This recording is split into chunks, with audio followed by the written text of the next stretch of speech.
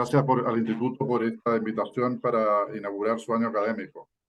Envío un saludo afectuoso a los y las estudiantes que inician sus estudios en los distintos programas de posgrado del instituto.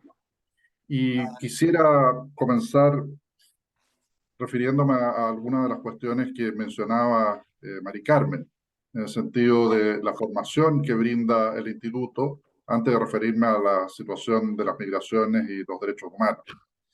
En este sentido, yo diría que es al revés de lo que decía Mari Carmen. No es que ustedes tengan que estar agradecidos de mí, sino yo de ustedes, porque especialmente durante mi mandato como relator especial sobre derechos humanos de las personas migrantes de Naciones Unidas, el instituto ha sido huésped y me ha invitado a numerosas actividades, especialmente en la línea de difundir los informes preparados por la relatoría.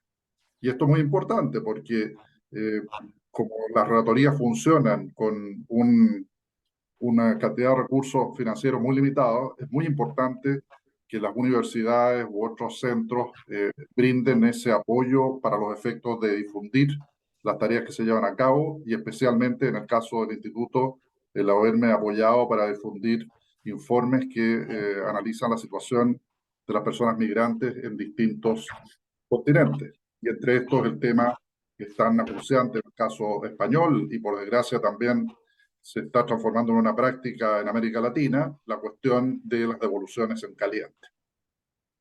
Entonces soy yo el que tengo que estar agradecido al instituto realmente. De hecho, mientras preparaba mi presentación, me di cuenta de que se cumplen exactamente 20 años desde que comencé a hacer clases en el instituto. Esto fue en el curso académico 2003-2004. Y sin perjuicio de que en realidad la primera visita, aunque todavía no para hacer clases, fue en el año 1994. De manera que he seguido durante casi 30 años, casi completa la historia del instituto. Y en este sentido creo que las y los estudiantes han escogido muy bien al inscribirse, al registrarse en estos cursos de posgrado, estos programas de posgrado, porque la verdad es que la formación que brindan estos programas del instituto es muy fuerte y combina de manera, a mi juicio, excelente los aspectos teóricos y prácticos. Y creo que el mejor ejemplo de esto es ver cuál es la situación de las personas egresadas de estos programas. Y uno la puede ver en distintos países, incluyendo España y muchos países de América Latina y también en otros países de Europa y de otros continentes. Uno la puede ver en importantes funciones en temas de derechos humanos, en la formulación de políticas públicas en materia de derechos humanos, en rol como jueces o juezas, eh, en lo cual también, por cierto, el conocimiento de los estándares internacionales de derechos humanos es crucial, en la labor de defensa de los derechos humanos a través de organismos no gubernamentales, de institutos nacionales de derechos humanos, Defensoría del Pueblo, el nombre que tomen. Y en fin, diría yo, en una gran gama de tareas relevantes en materia de derechos humanos. Y en este sentido creo que la formación que brinda el instituto contribuye de manera decisiva a eso. También quisiera, al comenzar mi presentación, referirme a lo que ya mencionaban desde el panel, en el sentido de que hoy es la conmemoración de un día trágico en Chile. Son los 50 años del golpe de Estado del 11 de septiembre de 1973. Por desgracia, esta es una situación que hasta el día de hoy sigue vigente en términos, sobre todo por el asunto de la falta de esclarecimiento de una gran cantidad casos de personas detenidas desaparecidas.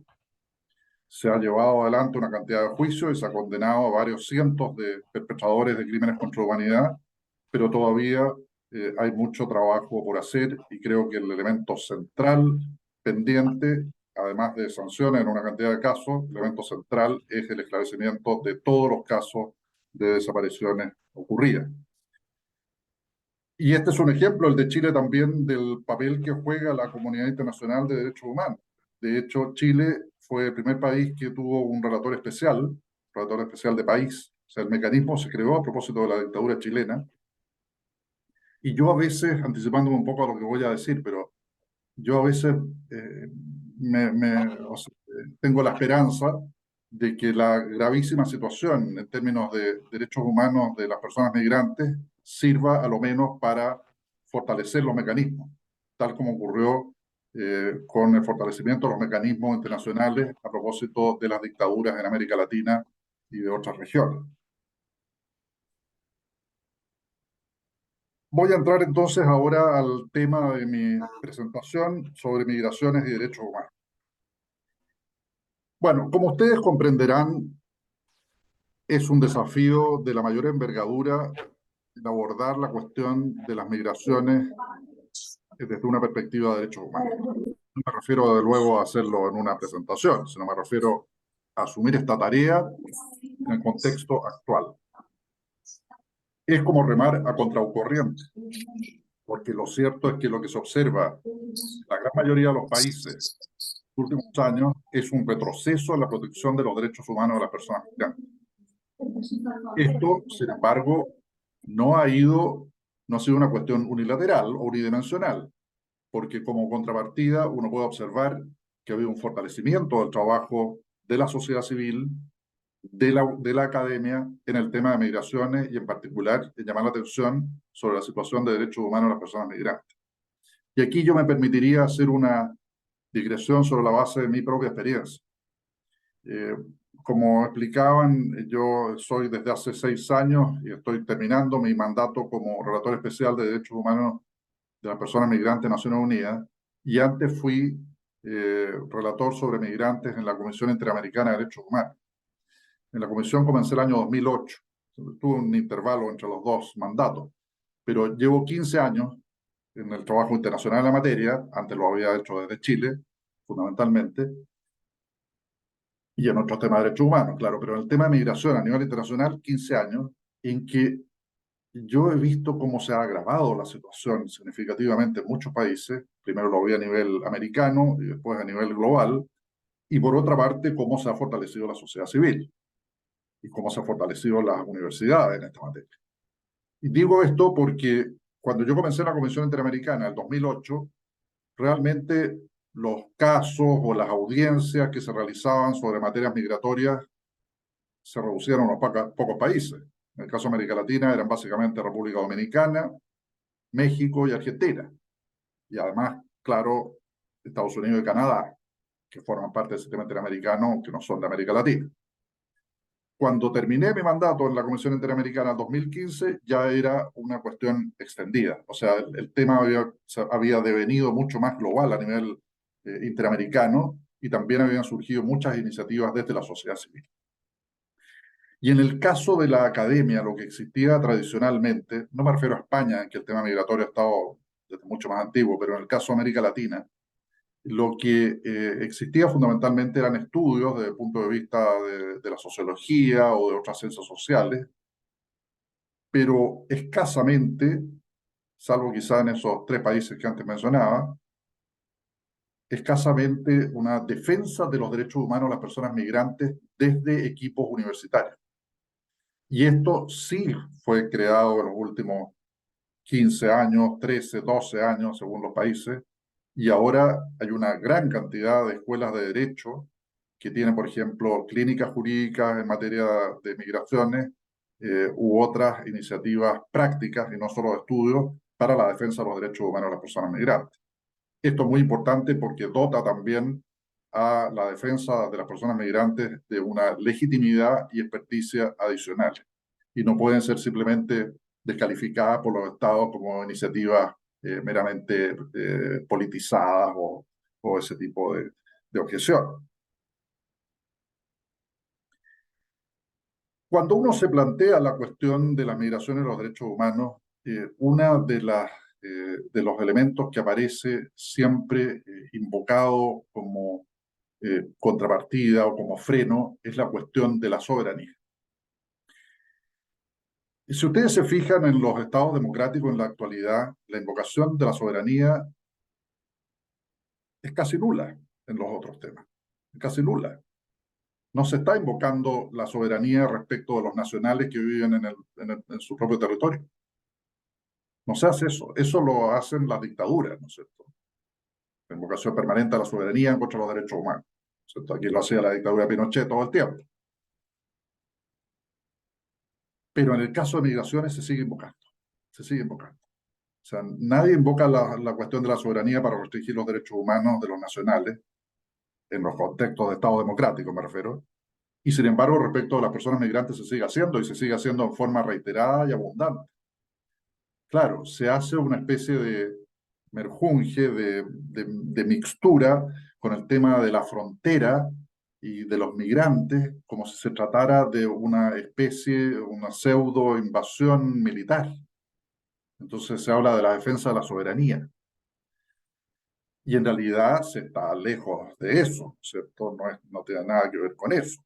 Y muchas veces son los propios estados los que producen la violencia, no las personas migrantes. Entonces se le da esa pátina de legitimidad aparente por parte de los estados a las restricciones, a las violaciones a los derechos humanos, sobre la base de que se estaría actuando sobre la base de su propia soberanía. Curiosamente, si uno revisa la historia, y me remonto ya a siglos de antelación, ¿no es cierto? Si uno revisa la historia de las relaciones entre los estados a propósito de los temas de derechos humanos, bueno, históricamente esta era la única materia en la cual un estado le podía objetar su conducta a otro.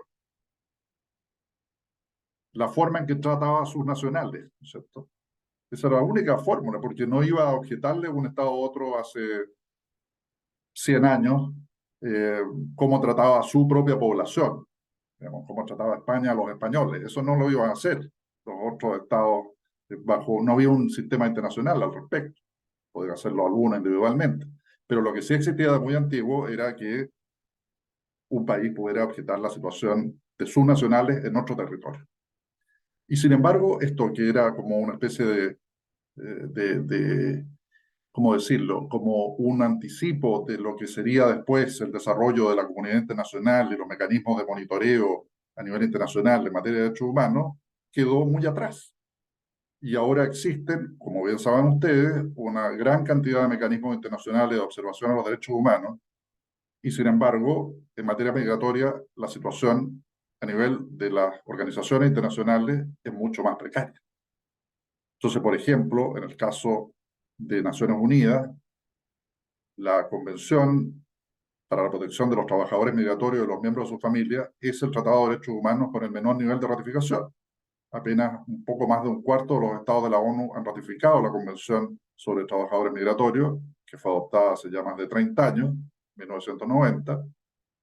En el caso del sistema interamericano no existe un tratado en la materia, sin perjuicio de que, por supuesto, que hay normas en otros tratados que pueden ser utilizadas, en la Convención Americana o en el caso de Naciones Unidas, en los diversos pactos y convenciones, pero no es lo mismo que tener un instrumento jurídicamente vinculante de amplia ratificación en la materia. No obstante, dada la situación global de las migraciones, en los últimos años lo que sí se ha producido es esta iniciativa del Pacto Mundial sobre Migración, a la cual me voy a referir más adelante. Entonces, esa es una primera cuestión, la tensión aparente esgrimida por los estados entre soberanía y derechos de las personas migrantes. El segundo aspecto conectado con esto es la tensión entre un enfoque de seguridad y un enfoque de derechos humanos en materia de migración. Y aquí esta es una cuestión que a nivel del debate internacional, me refiero, por ejemplo, en el caso de Naciones Unidas o en el caso del sistema europeo o en el sistema interamericano, se plantea de manera muy explícita. Se plantea de manera muy explícita. Y ustedes seguramente lo ven en la mayoría de sus propios países, como las autoridades nacionales invocan permanentemente las consideraciones de seguridad para reprimir a las personas migrantes. Ahí lo que hay que partir diciendo es que la seguridad es una limitación legítima a los derechos humanos de todas las personas, pero a algunos derechos humanos, y no de las personas especialmente por ser migrantes.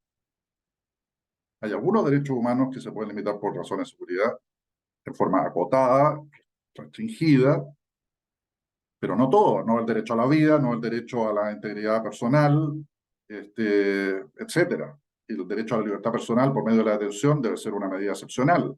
Y sin embargo, lo que uno observa es un enfoque avasallador en materia de seguridad por sobre los derechos humanos de las personas migrantes, a un nivel que sería absolutamente intolerable si el Estado lo practicara respecto a sus propios nacionales. O sea, hay una inconsistencia completa ahí. Estamos hablando en muchos casos de Estados de Derecho que garantizan de manera razonable, no digo completa, pero de manera razonable los derechos humanos de sus nacionales, pero que no hacen lo mismo con las personas migrantes. Y especialmente no lo hacen con las personas migrantes en situación irregular, que tampoco las que están en situación regular muchas veces tienen un pleno goce de sus derechos humanos.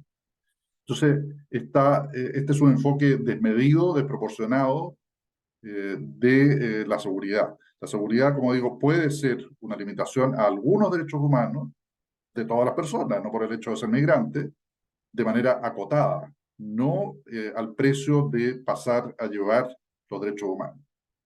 Ahí tenemos un problema por el hecho de que no haya una amplia ratificación de la Convención de Trabajadores Migratorios, porque la Convención efectivamente está diseñada, como todos los tratados de derechos humanos, con un catálogo de estos los derechos y ciertas limitaciones eh, acotadas, ¿no es cierto? Sin perjuicio de lo cual no cambia lo que recién, el panorama que recién señalaba, en el sentido de que sobre la base de los otros tratados de derechos humanos, Pacto de Derechos Civiles y Políticos, el PIDES, la Convención contra la Discriminación Racial, la Convención contra la Tortura, la Convención contra la Discriminación contra la Mujer, etcétera, etcétera, etcétera, se puede llegar a la misma conclusión. Pero desde luego, el no tener la ratificación del tratado específico en materia migratoria contribuye a que el Estado presente excusa, hace menos fuerte el papel que desempeñan los jueces al aplicar el derecho internacional a nivel local, etcétera, etcétera, etcétera.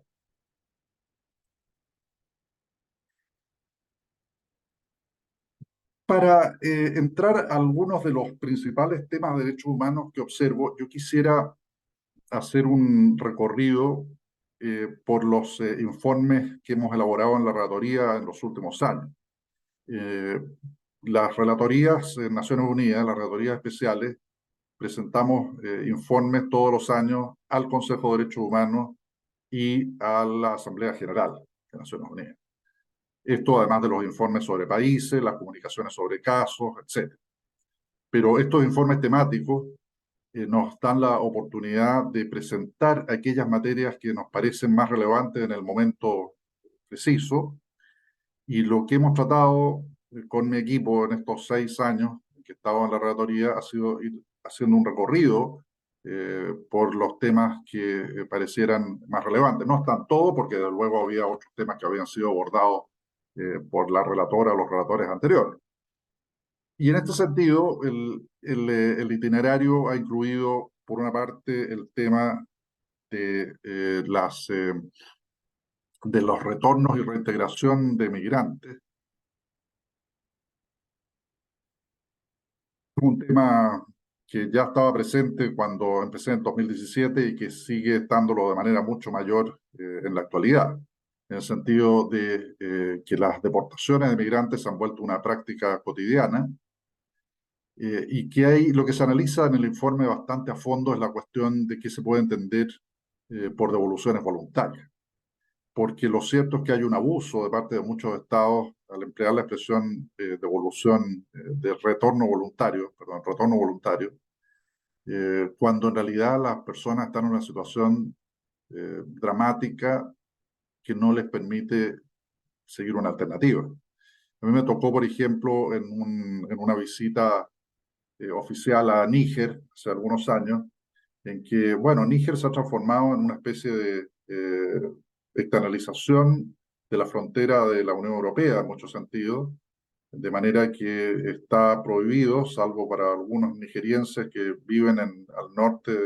de un cierto punto de la ciudad de Agadez, está prohibido ingresar al desierto del Sahara desde el sur, hacia el norte. Y y por supuesto que los ingresos se producen igual, etcétera, por vías peligrosas y expuestas al tráfico y a la trata. Pero me quería referir a la cuestión de las devoluciones, porque allí lo que yo me entrevisté con una gran cantidad de personas que habían sido devueltas desde Libia o desde Argelia y que estando en Níger, bueno, se les ofrecía ya la posibilidad de retornar a sus propios países, básicamente países subsaharianos, los que estaban allí, sin que hubiera ninguna alternativa de servicio en Níger para ellos. Esto en un contexto en que la Unión Europea ha proporcionado enormes cantidades de dinero a Níger, que es un estado sumamente pobre, para los efectos de seguridad. Y tenemos el tema de la seguridad aplicado, pero que sin embargo no lo ha hecho casi nada para ofrecer servicios sociales a las personas migrantes. De manera que esas personas me decían, bueno, yo firmo ahora y me voy a mi casa y después voy a intentarlo de nuevo, me decían mucho. Porque ahí en Níger, ¿qué iban a hacer? Entonces, después eso se cuenta como retorno voluntario. Eso no es un retorno voluntario. Esas son personas que han sufrido brutalidades, torturas, en Libia sobre todo y en otros países. Entonces, ese es un primer punto. Un segundo tema que abordamos en la relatoría y que también es relevante es la cuestión del acceso a la justicia de las personas migrantes. El acceso a la justicia, como ustedes bien saben, es un derecho humano que tiene una implicación para todos los derechos humanos. Entonces, tiene un carácter multiplicador eh, crucial para, en este caso, que las personas migrantes puedan ejercer su derecho. Esta es una cuestión que hemos venido empujando, que también se ha empujado muy fuerte desde el sistema interamericano por la Comisión y la Corte Interamericana. Creo que en este punto un avance que ha ocurrido a nivel global, no digo en todos los países, pero mucho, ha sido un fortalecimiento de su servicio de asistencia consular. Hay una conciencia mayor que en el pasado al respecto. Eh, Antiguamente esto estaba pensado casi exclusivamente para situaciones de personas que se hallaban en el corredor para ser ejecutados por la pena de muerte, ¿no es cierto? Ahora hay una gama de provisión de servicios mucho mayor. Uno observa también que muchos estados han creado agregadurías laborales en sus consulados, de manera que la cuestión no es solamente penal, sino todo el tema de la explotación laboral, por ejemplo, de las personas migrantes. Todo eso está siendo, creo yo, abordado de manera más fuerte ahora por los estados de origen. Por supuesto que hay muchísimo que hacer, pero en este panorama oscuro quiero resaltar este aspecto y esto es una manera importante también de poner presión sobre los estados de destino en la manera en que tratan a las personas migrantes. Y como digo, no solo en la esfera penal, sino en la esfera laboral y en otros ámbitos también. En lo que se refiere, siempre con el acceso a la justicia, en lo que se refiere a la defensa de los casos, allí seguimos teniendo muchos problemas. Y creo que en parte esto obedece a un mal entendido, una mala concepción respecto de los ámbitos donde debe ofrecerse el acceso a la justicia. Y digo esto porque para las personas migrantes la esfera administrativa es sumamente importante. Con frecuencia es mucho más importante para la persona migrante que para la persona nacional. Por ejemplo, lo que se refiere a tramitación de permisos de residencia, temporales o definitivos, permanentes. Lo que se refiere a la detención migratoria, personas que son detenidas por el solo hecho de tener estatus migratorio irregular sin haber cometido ningún delito. Lo que se refiere a las deportaciones, eh, que también son fundamentalmente de naturaleza administrativa, eso lo excepcionalmente judicial, y en fin, una serie de otros aspectos que son cruciales para el proyecto de vida de la persona migrante y de su familia. Excepcionalmente, diría yo, en los casos de los nacionales en su propio país, también es crucial una gestión administrativa, pero no con la frecuencia de las personas migrantes. Y allí también debería haber una garantía de un acceso a la justicia, la posibilidad de una representación legal cuando sea necesario y la posibilidad de recurrir ante los tribunales sin que la persona haya sido expulsada previamente, porque si no se vuelve en algo ilusorio el recurrir a un tribunal cuando ya estás a miles de kilómetros y no vas a poder retornar. Estos son muchos aspectos relevantes en materia de acceso a la justicia. El otro tema que hemos revisado extensamente, y yo diría que uno de los temas en los cuales hemos realizado más actividades de promoción, de difusión también, ha sido la cuestión del enfoque de género en las migraciones. De hecho, hicimos un informe al Consejo de Derechos Humanos y otro a la Asamblea General en esta materia. En esta materia hemos trabajado muy estrechamente con ONU Mujeres, la institución, agencia de la ONU creada hace 12 años o así, eh, de manera de dar cuenta de esta situación.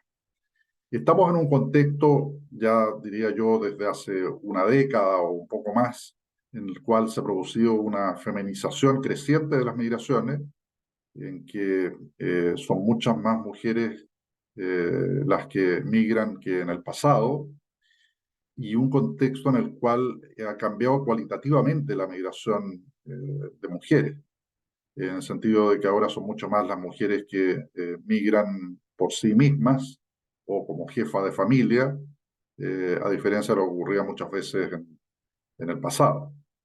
Entonces, creo que eso ha traído consigo una mayor conciencia sobre esta situación. Eh, Ha habido una serie de debates a nivel internacional. El Pacto Mundial sobre Migración, adoptado el año 2018, es el primer instrumento sobre migraciones que recoge de manera expresa el enfoque de género sobre las migraciones. Y hay muchos estados que de manera creciente, todavía incipiente, diría yo, la han ido incorporando. Ahora, en muchos estados, esto, para decir las cosas como son, está todavía básicamente en un nivel general hasta retórico. Y sin perjuicio de eso, yo creo que hay una cantidad de iniciativas en una cantidad de estados más concretas. Por ejemplo, el que, como ocurre en una cantidad de estados, el que la persona, que la mujer pueda obtener una residencia temporal mientras se litigue un caso en que ella ha denunciado de violencia, de ser víctima de violencia de género, o programas que atiendan de manera especial a sus necesidades. Ahí tenemos siempre la ¿cómo decirlo? La tensión o la ambivalencia entre atender a las necesidades específicas de las mujeres y un enfoque paternalista. Que esto lo vivíamos anteriormente, bueno, todavía lo vemos en muchos países, pero en América Latina, por ejemplo, o en España, lo vivíamos antiguamente a propósito de las nacionales también, ¿no? En que sobre la base de un discurso de protegerlas, era un discurso paternalista y les restringía derechos, ¿no? Bueno, esta es una cuestión que está siempre allí, en otros países sobre todo. Por ejemplo, me ha tocado ver en países asiáticos en los cuales a veces se prohíbe emigrar a mujeres jóvenes, ¿no es cierto? Alegadamente para protegerlas. Bueno, eso está fuera del poder legítimo del Estado, dar ese tipo de medidas. Tendrá que adoptar otra medida para protegerlas efectivamente cuando emigren, pero no impedirles a rajatabla el hacerlo, el migrar. Entonces, está la cuestión de que se adopte un enfoque de género, está la cuestión de que se atienda las necesidades específicas de las mujeres migrantes, pero sin que esto signifique formas de paternalismo que en realidad, bajo la excusa de protegerlas, restrinjan sus derechos. Otro tema que también analizamos en los informes fue la cuestión del derecho de asociación de las personas migrantes. Aquí hay una cuestión que es crucial, porque nadie mejor que las personas migrantes para defender sus propios derechos. Son ellas las que conocen su propia situación mejor que nadie. Desde luego es muy importante que puedan establecer alianzas con organismos de derechos humanos locales, pero el hecho de poder organizarse por sí mismas estas personas no solo es un derecho fundamental, sino que además es muy importante para una adecuada defensa de sus derechos, para que se consideren realmente cuáles son sus intereses. Y esto es un problema en muchos países. Hay limitaciones serias al respecto. Y esto incluye la formación de organismos no gubernamentales o la participación en organismos existentes o la formación de sindicatos o la participación en sindicatos, en fin, distintas formas de asociatividad que le permitan un desarrollo e integración adecuado a las personas migrantes. También hemos analizado en nuestros informes la cuestión de la detención migratoria infantil. Eh, Quienes estuvieron a cargo de la relatoría anteriormente elaboraron informes generales sobre detención migratoria y nosotros lo que hicimos con el equipo fue referirnos en concreto a la detención migratoria infantil. Esto fue hecho además en el contexto de la administración Trump en Estados Unidos, que, como ustedes saben, violó gravemente los derechos de niños y niñas migrantes. Pero no era solo sobre eso, ¿cierto? Y observamos que hay, o había en ese momento, hace 2 años, 77 países que tenían contemplada la posibilidad, no digo que la practicaran efectivamente, pero su legislación permitía la detención infantil migratoria, o sea, personas, niños, niñas que no habían cometido ningún delito, que simplemente tenían estatus migratorio irregular. Y varias decenas, de hecho, la practicaban, la siguen practicando. Ahora, no hay un tratado que la prohíba expresamente, pero la interpretación que se ha hecho desde una serie de organismos internacionales de derechos humanos, como la Corte Interamericana de Derechos Humanos, la Comisión Interamericana de Derechos Humanos, el Comité de Trabajadores Migratorios, el Comité de Derechos del Niño, la Relatoría Especial sobre Derechos Humanos de las Personas Migrantes, además de otros organismos, es que sobre la base de una interpretación de los distintos tratados de derechos humanos, independientemente de que el país haya o no ratificado la Convención de Trabajadores Migratorios, se haya prohibida o es incompatible la detención migratoria infantil. En el Pacto Mundial sobre Migración se estuvo a punto de prohibirla de manera expresa, digo a punto porque estaba en los borradores que se hicieron circular. Finalmente quedó un compromiso de los estados de trabajar para poner fin a la detención migratoria infantil. ¿Qué es lo que sucede? Que la detención migratoria adulta debiera ser excepcional. Si ustedes lo piensan por pura lógica, dado que la detención de personas, incluso por razones penales, debe ser excepcional, con mayor razón cuando se trata de personas que no han cometido ningún delito. O sea, debe ser una medida de último recurso. Esto sí lo dice expresamente el Pacto Mundial sobre Migración. Y en el caso de la detención migratoria infantil, por el impacto que esto tiene en niños y niñas migrantes, y por la absoluta desproporción de la medida en relación con la conducta que se ha realizado de ingresar un niño o niña, muchas veces porque sus propios padres lo han ingresado de manera irregular a un territorio, vayan a terminar siendo, permaneciendo en detención a veces por meses o de manera indefinida. Entonces, ese es otro tema que es muy relevante considerar. Después hay otro tema que es este al que me anticipaba al comienzo de mi presentación, que es la cuestión de las devoluciones en caliente, los pushbacks en inglés. Este es un tema que en España se ha discutido largamente a propósito de las situaciones en Melilla, ¿no es cierto? Eh, y que lamentablemente se ha ido extendiendo en América Latina a distintos países. Sobre todo a propósito de la movilidad humana venezolana, escapando de la situación de crisis humanitaria en Venezuela, lo que se ha dado es que eh, si bien al comienzo había una política más hospitalaria a los estados, crecientemente para las personas venezolanas y también para las de otros países, se ha ido optando una militarización de la frontera y las devoluciones en caliente.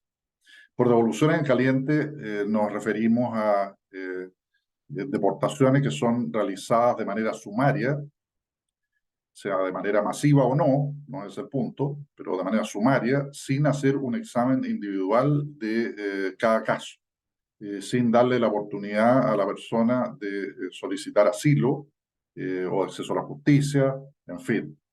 Y aquí no estamos hablando exclusivamente de las personas, no estamos hablando solo de las personas que sean refugiadas, estamos hablando de cualquier persona, ¿no es cierto?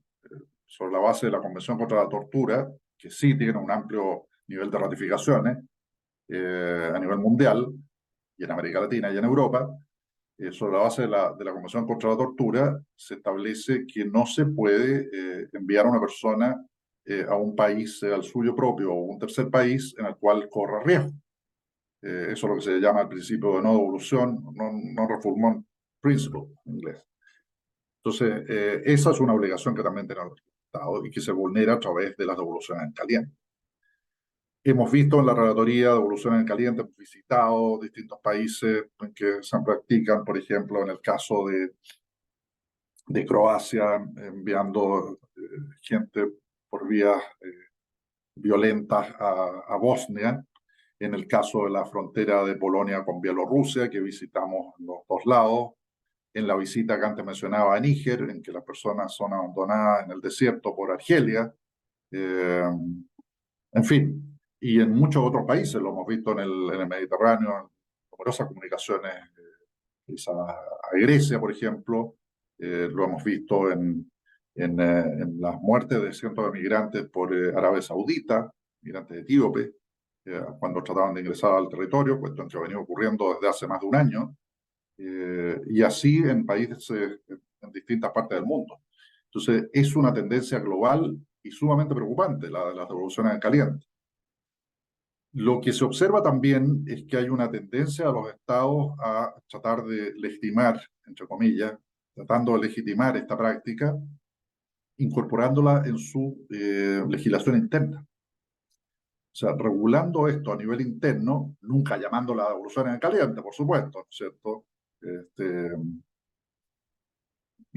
bajo distintas denominaciones, para tratar de que esto quede de alguna manera deslavado o saneado.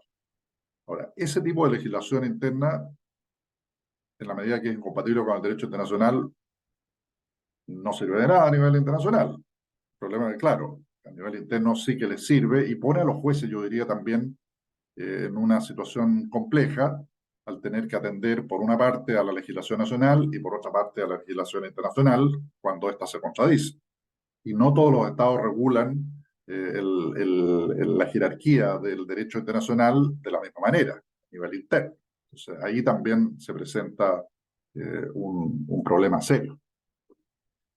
Y lo otro que existe también son acuerdos entre estados, y Europa tiene varios con países de fuera del territorio, como con Turquía o como con Marruecos, ¿cierto? Eh, acuerdo con Libia, que yo diría que es el más grave de todos, con los cuales también se pretende legitimar esta devolución en caliente. Y de nuevo, igual que ocurre con la legislación interna contraria al derecho internacional, los acuerdos bilaterales, sea lo que sean, tratados, memorandos de entendimiento, o como se llamen, si son contrarios al derecho internacional no tienen ningún valor, por vista de esto. Pero de nuevo, esta es parte de la presentación que se hace, ¿cierto? A veces son practicadas con gran violencia estas devoluciones en caliente y se producen muchas muertes.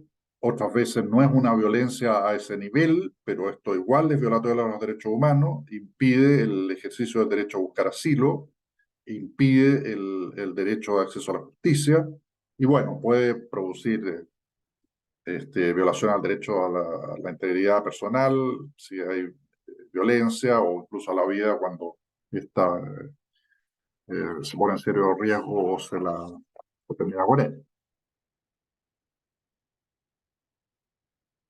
Luego hicimos otro informe en que le damos seguimiento a la cuestión de las devoluciones en caliente y que es más amplio, porque se refiere en general a la cuestión de los derechos humanos de las personas migrantes en las fronteras internacionales. Eh, porque claro, a veces se tiende como una primera impresión, uno dice, a migrantes en la frontera. No siempre es así, ¿no es cierto? También los migrantes, la situación de los migrantes en el territorio, cuando ya están asentados. Pero, ¿qué ocurre en la frontera? Eso es todo lo que también analizamos en este informe más reciente, en el cual la cuestión de las devoluciones en caliente de nuevo es seguida, pero también una serie de otros emprendimientos de los estados, como la externalización de fronteras, la securitización y militarización de la frontera, las restricciones a los organismos de derechos humanos para monitorear adecuadamente lo que ocurre en la frontera, las limitaciones a los jueces para poder también suspender deportaciones, etcétera, dependiendo de los estados, ¿cierto? Todo eso se analiza también en un informe. El otro tema, no me voy a detener en todos los temas, pero otro tema también relevante que fue objeto de informe el año pasado a la Asamblea General fue el tema de cambio climático y derechos humanos de las personas migrantes. Este es un tema que está siendo objeto de atención muy fuerte por distintas relatorías. De hecho, el año pasado en la Asamblea General fuimos varios los relatores y relatoras que presentamos informes sobre cambio climático a propósito de determinados colectivos, ¿cierto? y después hicimos un side event, un evento paralelo en la Asamblea General, 7 de nosotros, eh, analizando la cuestión del impacto del cambio climático en distintos colectivos, en pueblos indígenas, en minorías, en mujeres, etcétera, etcétera, etcétera. La Relatoría de Migrantes había hecho un informe sobre cambio climático el año 2012. Al cumplirse 10 años nos pareció importante relevar la situación, ver qué es lo que se había producido, y lo que constatamos fue que hay un incremento de la movilidad humana derivada del cambio climático, que ha habido alguna iniciativa a nivel de Naciones Unidas y de organismos regionales en la materia, pero que desde luego siguen siendo completamente insuficientes en el contexto actual. Esto, además de que hay una cantidad de estados en los cuales las autoridades son renuentes o escépticas respecto de la cuestión del cambio climático, lo cual dificulta todavía más el poder llevar adelante medidas para contrarrestarlo. Entonces, ese también es un tema de la agenda que desde luego va a estar ahí presente de manera muy permanente. Y los dos últimos temas que corresponden a los que hemos presentado informe o vamos a presentar este año son regularización, por una parte, y derechos laborales de las personas migrantes, por otra. La cuestión de la regularización migratoria es absolutamente crucial. Uno puede observar que la situación de las personas migrantes en situación irregular es especialmente brutal. Lo vimos en el contexto de la pandemia, que también hicimos un informe sobre eso, cómo había estados que practicaban redadas de los migrantes irregulares, los encerraban, alegadamente por razones sanitarias, como si fueran a tener más virus que los nacionales, o los deportaban de manera arbitraria. Eh, pero en el día a día, fuera de las pandemias, también es así. O sea, la falta de regularización produce ese efecto. Y entonces lo que hacemos es un llamado a que los estados emprendan un proceso de regularización genuina. Ahí también yo diría que ha habido una regresión al respecto, de este contexto de securitización. En el caso de España, el último proceso de regularización masiva tuvo lugar el año 2005, o sea, hace 18 años. Y esto, claro, en un contexto, no quiero justificarlo en este sentido las decisiones de la autoridad española, pero es un contexto, claro, que tiene que ver con el Tratado Schengen, con la política de la Unión Europea. Entonces hay unas presiones recíprocas entre los estados europeos en ese sentido, eh, para no emprender procesos de regularización masiva. Y en el caso de los estados latinoamericanos, el único que ha aprendido el proceso de regularización masiva en el último tiempo ha sido Colombia, a propósito de la movilidad venezolana, en que realmente esa medida, aunque tiene algunas, se le han hecho algunas objeciones, pero ha beneficiado a alrededor de 2 millones de personas colombianas. Eso no ha ocurrido en los otros países o ha ocurrido en medida mucho menor. Y siempre está este temor que expresan las autoridades de que se vaya a producir un efecto llamada si se emprenden estas políticas de regularización. El hecho es que sin políticas de regularización, la situación de las personas migrantes se mantiene en una brutal precariedad, y el no hacerla implica per se una violación a sus derechos humanos, porque es evidente que van a tener esos serios problemas. En muchos países, además, por ejemplo, la atención médica para las personas irregulares en situación irregular es solo para la urgencia, lo cual también las limita seriamente, y así por delante en una cantidad de otros aspectos. O muchas veces las personas migrantes en situación irregular tienen miedo a acceder a los servicios públicos, sean hospitales, colegios, tribunales u otros servicios, eh, por el temor a ser detenidas y deportadas. Y finalmente está el informe sobre derechos laborales de las personas migrantes que hemos elaborado recientemente, que ya hemos hecho público hace unos días y que voy a presentar a mediados de octubre en la Asamblea General de Naciones Unidas. Aquí de nuevo tratamos el tema que mencioné del derecho a formar sindicatos y a participar en sindicatos ya formados. También está toda la cuestión de la explotación laboral, de que son víctimas las personas migrantes, no solo las irregulares, pero especialmente las irregulares, pero también las personas migrantes en situación regular, la necesidad de que haya un monitoreo mucho más estrecho, la necesidad de fortalecer eh, también la asistencia consular en materia laboral. Está la situación de las mujeres migrantes en materia laboral y, en fin, una serie de otros aspectos conexos como la protección social, el acceso a la salud, a la educación, a una vivienda digna, en conexión con las labores que desempeñan las personas migrantes. Esto diría yo que son los principales temas que hemos abordado a través de los informes temáticos. Por supuesto que en las comunicaciones de los estados, urgentes o no urgentes, o análisis de proyectos de ley, se han analizado una vastísima cantidad de temas migratorios. O sea, lo que les he dado una muestra, un botón de los principales temas, pero son muchos más los que se han abordado por la relatoría en estos años. Y en definitiva, yo me centraría en tres aspectos, de hecho de manera puntual, para no alargarme mucho. Primero, la necesidad de que existan políticas de Estado en materia migratoria.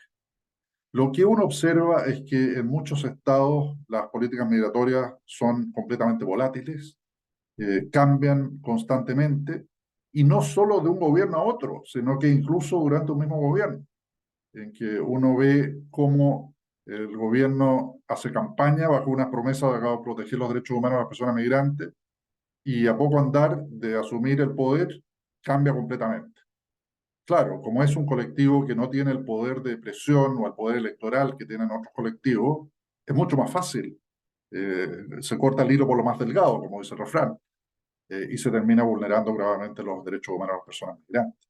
Entonces, no hay políticas de Estado en muchos países, sino que son políticas cambiantes de un gobierno a otro, o incluso, como digo, dentro del mismo gobierno.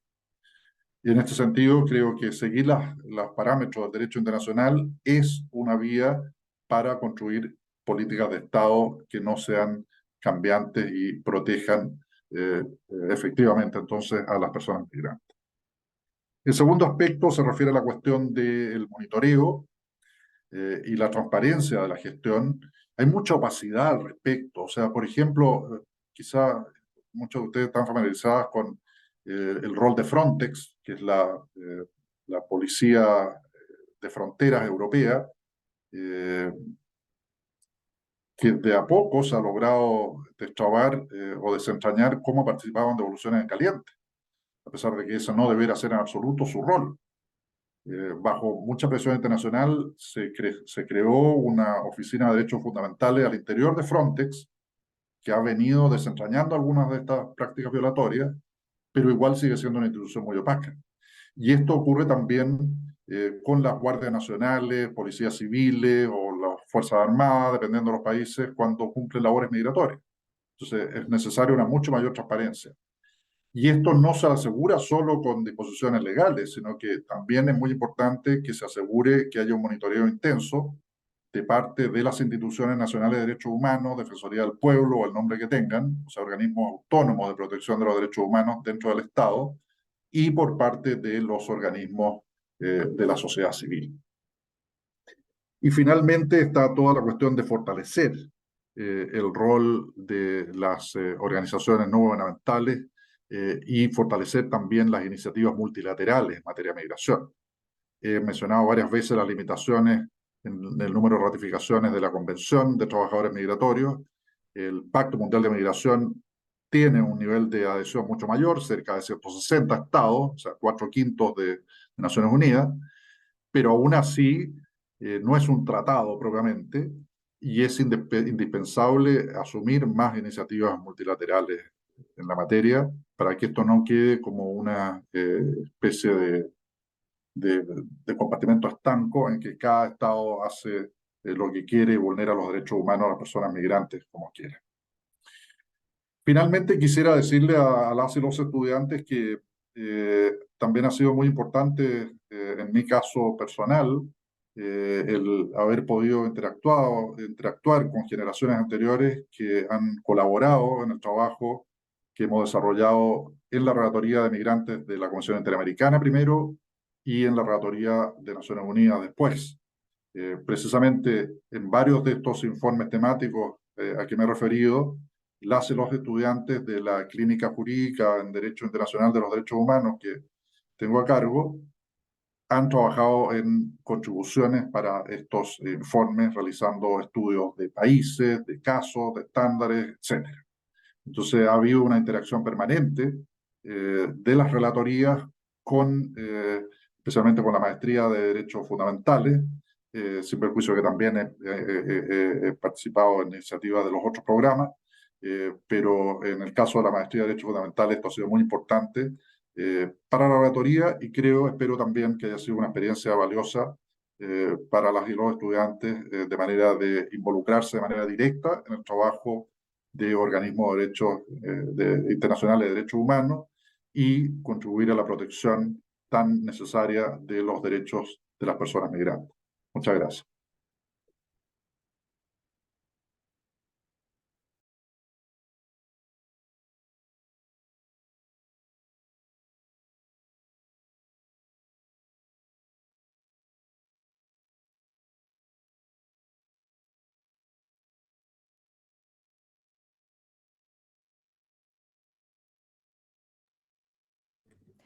No sé si me has oído.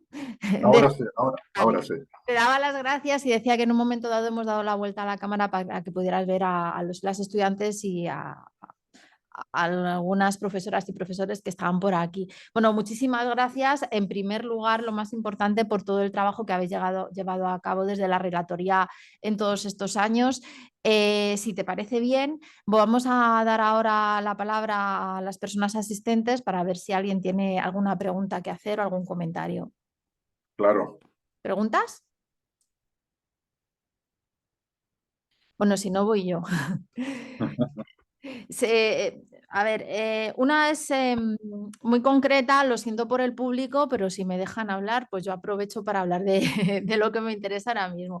En el instituto estamos llevando a cabo un proyecto de investigación, es un proyecto bastante grande que es sobre desinstitucionalización y hay una parte que tiene que ver con niños y niñas, esta es la que...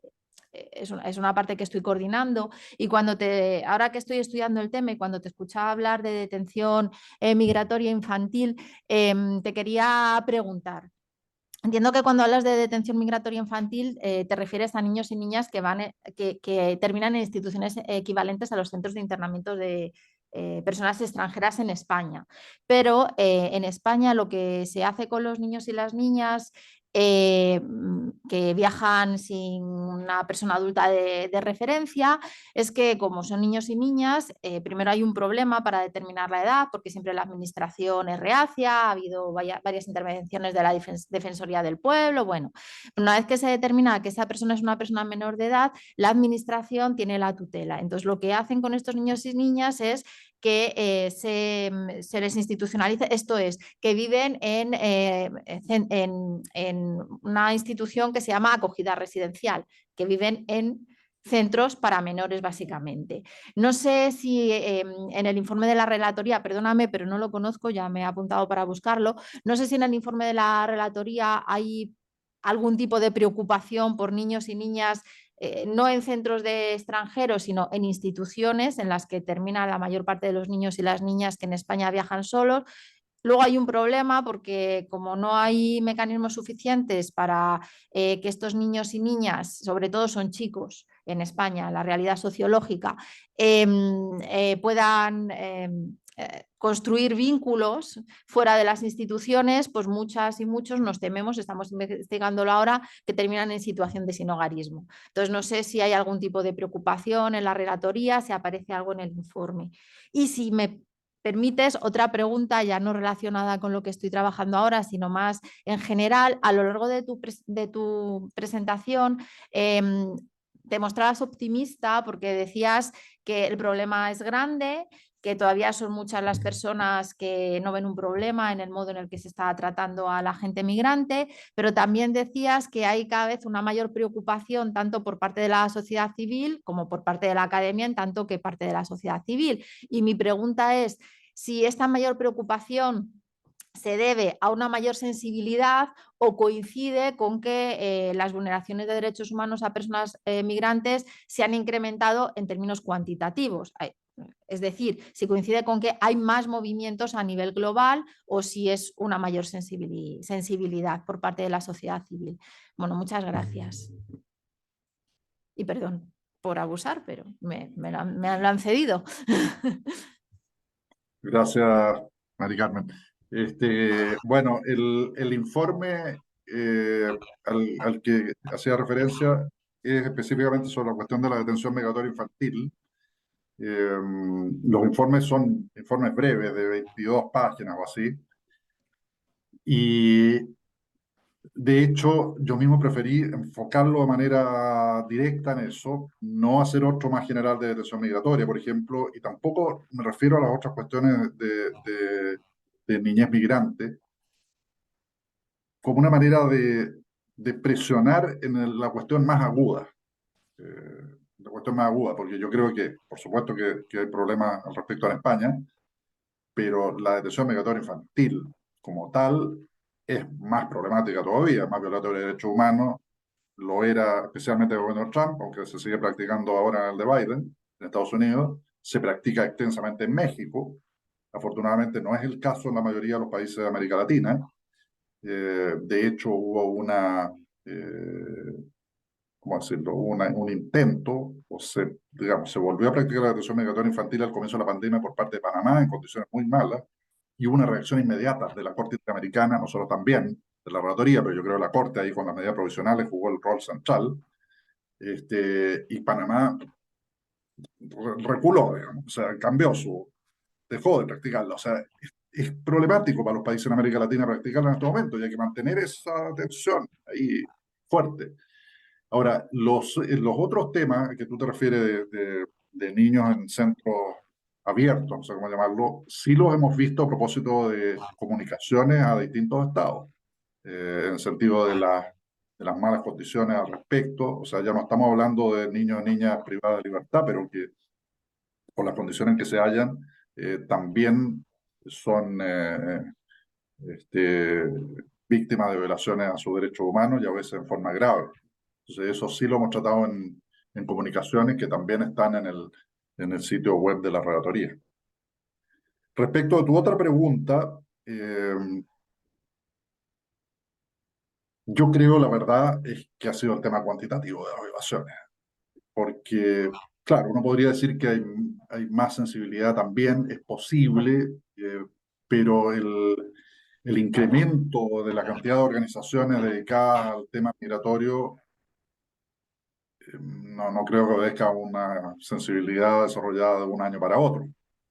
Eh, o sea, por ejemplo, si uno piensa ya no en los organismos dedicados a migrantes específicamente, sino las organizaciones de derechos humanos. De nuevo, esto en España puede ser distinto, pero en América Latina, en América Latina, los organismos de derechos humanos, tradicionalmente digo, hasta hace 10, 15 años, no veían el tema migratorio, no tenían el tema migratorio en su agenda, o lo tenían una cosita mínima, mínima, y eran organismos que tenían una conciencia de la necesidad de proteger los derechos humanos. Yo diría que lo mismo, y eso cambió, y lo mismo que pasó con los organismos de derechos humanos a propósito del tema de género, que tradicionalmente no incluían el tema de género. Por supuesto que podían defender un caso de una mujer aquí o allá, pero no tenían un programa de derechos a las mujeres, no tenían un programa de género, y después eso se incorporó como parte indispensable de la agenda de cualquier organismo de derechos humanos de mandato general. Y eso ocurrió en un periodo largo. En materia migratoria ocurrió en un periodo muy breve, porque ha tenido que ver con este incremento brutal de las violaciones a nivel global. Yo creo que eso ha sido determinante. Por supuesto que está el tema de la sensibilidad también, pero yo creo que lo determinante ha sido la magnitud de las violaciones. Esa es mi impresión. Pues muchísimas gracias, me encantará seguir hablando contigo y espero que la próxima sea cuando vengas para el siguiente cuatrimestre. Sí. Si alguien tiene alguna pregunta que hacer ahora, se están guardando para la clínica, ¿verdad? Silvina, va. No sé si la oyes, o mejor vienes, ¿no? Perfecto. Hola Felipe, Hola, Silvina, ¿qué tal? siempre es bonito oírte y uno aprende muchísimo. Yo No, una pregunta como concreta, ya que, bueno, nosotros tenemos el placer de tenerte como compañero de trabajo y como amigo, pero como para las y los estudiantes que están aquí no siempre están frente a un relator de Naciones Unidas. La pregunta era vinculada, lo que tú has planteado tiene una vinculación muy clara también con la falta de educación en derechos vinculado a cómo se vive el fenómeno migratorio. No solamente, como tú has planteado, es la acción del Estado en concreto, y tu labor concreta como relator estaba vinculado a denunciar y a visibilizar todas esas situaciones, sino que la pregunta era un poco si las distintas relatorías de Naciones Unidas trabajaban, era una pregunta, si trabajan transversalmente viendo los procesos de educación en derecho que están detrás de cómo la sociedad, de cómo todos visibilizamos, en este caso, la situación de los migrantes y las migrantes, teniendo en cuenta, por ejemplo, el auge de las derechas, de los nuevos negadores de todo. No solo niegan la dictadura chilena o la dictadura argentina, sino que niegan el fenómeno migratorio como tal y colocan a las personas en situación de migración o entienden que la privación de la libertad, por ejemplo, en uno de los aspectos que tú has tratado, está fundamentada esencialmente porque el relato que se desprende de la privación de la libertad de las personas migrantes es el relato político y el relato social, es porque han cometido un delito. Y no necesariamente entiende la sociedad que el delito que han cometido es estar irregular, que eso sería otro problema. Cuando decimos ningún ser humano es ilegal, y entonces hacemos ese análisis teórico, pero es que muchas veces la percepción ni siquiera es esa, no es que es entender que están en situación administrativa irregular es un delito, que ahí sería lo que es, no, sino que creen que realmente han cometido un delito, que están ahí porque han cometido un delito o incluso en términos preventivos, porque los cometerían si estuvieran libres.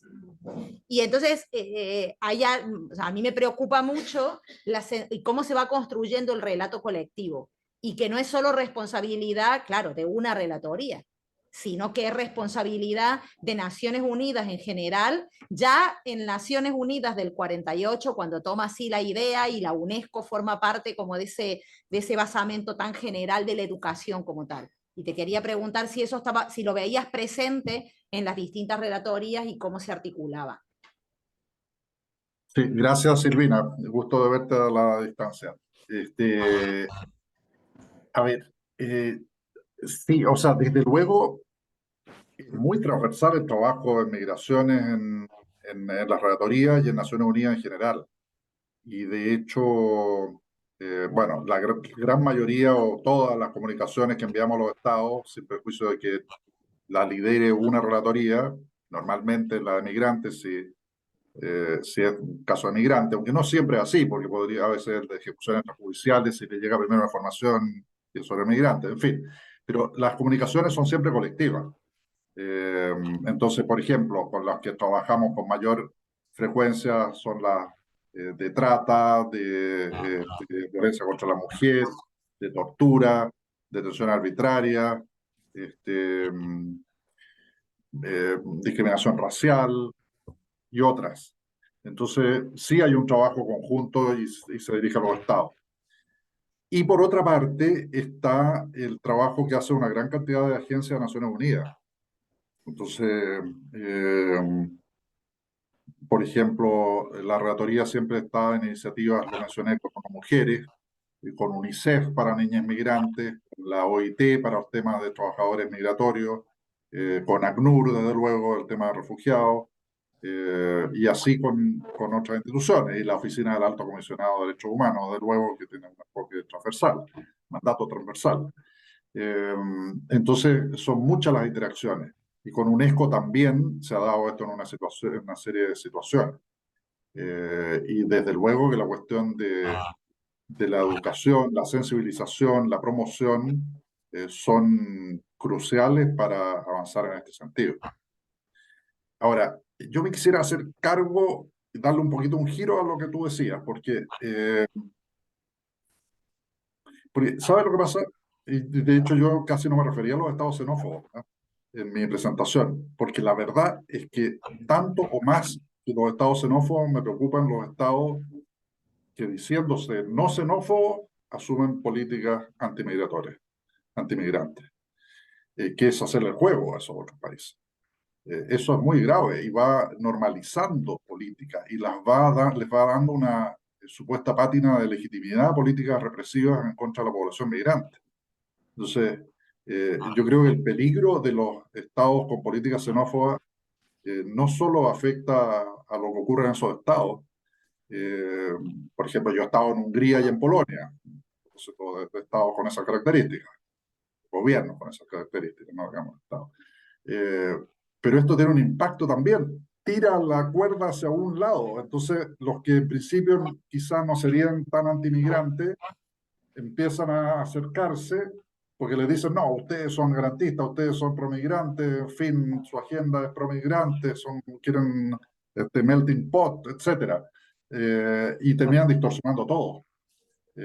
Por eso yo creo que es muy importante que los estados con gobiernos que se dicen protectores de los derechos humanos en general asuman seriamente la defensa de las personas migrantes y no se dejen enredar por este juego de los gobiernos que practican la xenofobia de manera abierta, porque desgraciadamente lo que yo veo es que ahora hay muchos estados que practican la xenofobia de manera encubierta. Eso es lo que ocurre. Y que son muchas veces estados que tratan no perfectamente, no sé, pero tratan razonablemente a sus nacionales y practican una discriminación brutal en contra de quienes no son nacionales. O sea, ahí la disparidad es tremenda, tremenda. Y eso me parece muy preocupante. Entonces, creo que el enfoque tiene que ir tanto respecto de combatir la xenofobia planteada de manera más brutal, como de esa xenofobia encubierta a través de la criminalización, la estigmatización, la detención migratoria masiva, la devolución en caliente, etc.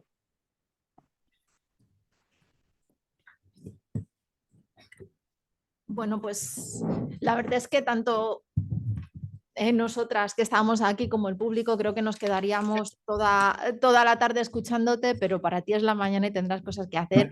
Así que nuevamente gracias. Nos vemos. Bueno, nos vemos. En noviembre llego por allá.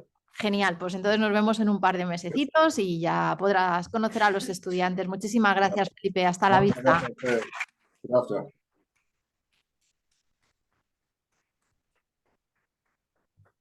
Bueno, pues con esto concluiría esta sesión inaugural y damos por iniciado el curso académico y buena suerte a todas y a todos. Nos vamos viendo en las clases. Hasta la vista. Chao, Felipe.